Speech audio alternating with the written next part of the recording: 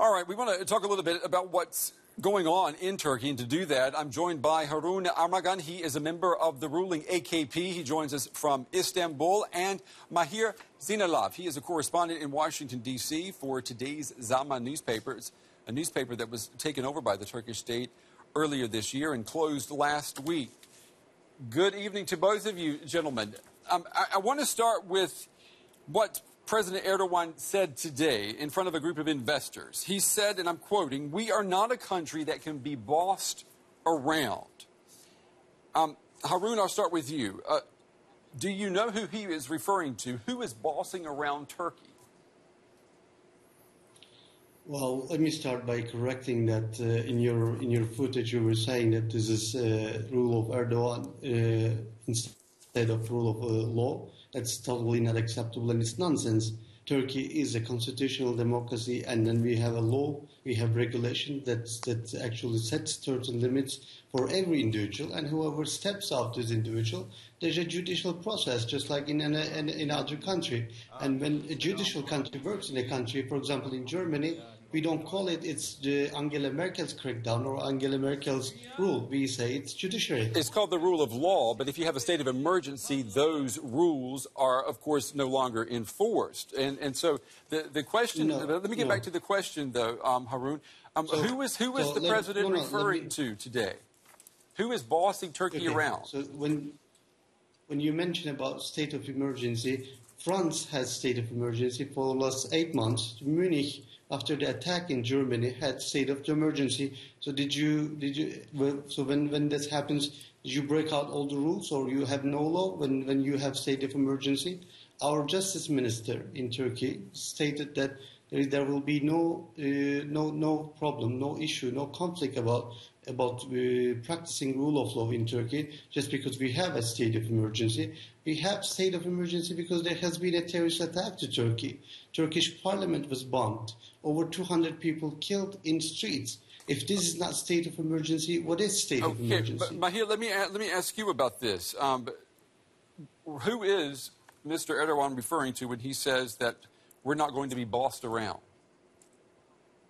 No, well, Turks love conspiracies, and Erdogan is tapping into the fears of the Turkish people by saying that there are global links, and he actually said today that the coup attempt was written abroad. So he's just referring to CIA, to the United States, to other European countries, and just pushing the United States to extradite the Islamic cleric Gulen. So it's just a conspiracy that he cannot back up with evidence. He's just, bossing around the other countries rather than other countries bossing around Turkey.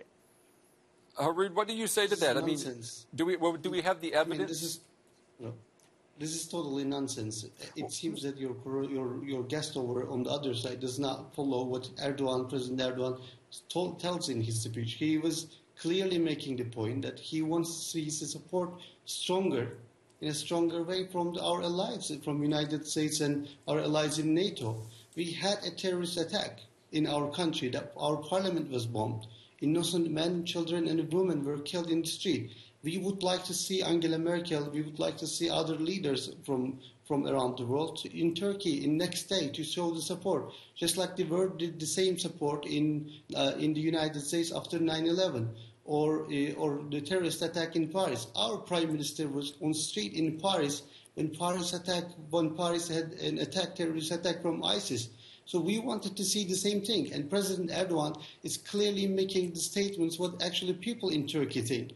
They think that the West does not support, it does not show the support, international community does not show the support when Turkey had such a big tragic attack.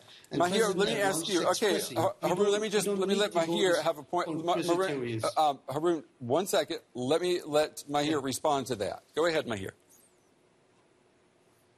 Well, what we have at the moment is the confessions by tortured military officers. And this is not the first time the Turkish president is blaming Western countries for economic travails, for Turkey's problems. During the anti-government, Harun, wait a minute, please. During the anti-government Gezi protest, the Turkish president and his chief aide blamed Lufthansa for Germany, the United States, Israel. They blamed the CIA. I mean, these are the conspiracy theories. If you have evidence, just back it up up with the evidence. If you don't have evidence with allegations, you cannot just blame every country in the world. They just say that the Saudi Arabia is behind, Israel is behind, and you, by pointing out all these allegations, wait a minute, please. By these allegations, Mahir, when you make wait a minute, please. By these allegations, you just expand. I'll let you speak, Harun. 1 second. Okay, Mahir, finish your statement, Mahir, and then I'll let. Wait a minute. Harun, I respect you. I listen to you. Please listen to me. By these allegations, they expanded the purge and the crackdown, and the numbers are jaw-dropping. 90,000 people were purged. They were sacked. They were fired. More than 20,000 people were jailed. If anyone involved in that coup attempt, go and give the heaviest punishment. But why are you purging teachers and doctors and soccer referees? I mean, this is unacceptable. It seems that the failed coup attempt is bad as what a successful coup attempt would be. Let him respond. Yeah. Go ahead, Arun. Mahir, first of all, we have international agreements in our law. We have an agreement with the European Constitutional Court. We do not let anything that can happen, like torture or violence, that can be used in our court. People have lost their life for democracy. They put their life to keep their constitution and democracy. Do you think we would tolerate any method that's against our constitution, against our democracy? Your allegations are nonsense. You are talking about nonsense. You have no he's talking about, Arun, he's talking about the 60,000 people who have lost their jobs or been suspended. What about those people? Yes, Bel.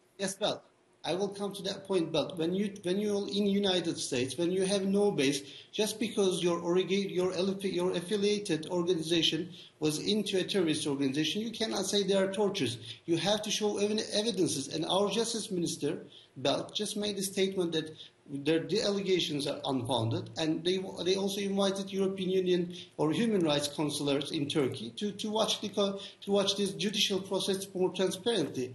We have to understand this point very well. Harun, do you want evidence? I will give you the evidence. Do you want evidence? Okay, one second. Arun, okay, you have to let people respond. Arun, it's not a monologue. Let's let Mahir respond. Harun, listen. I'm sorry, Arun, but I haven't made my point yet. But we don't have 20 minutes.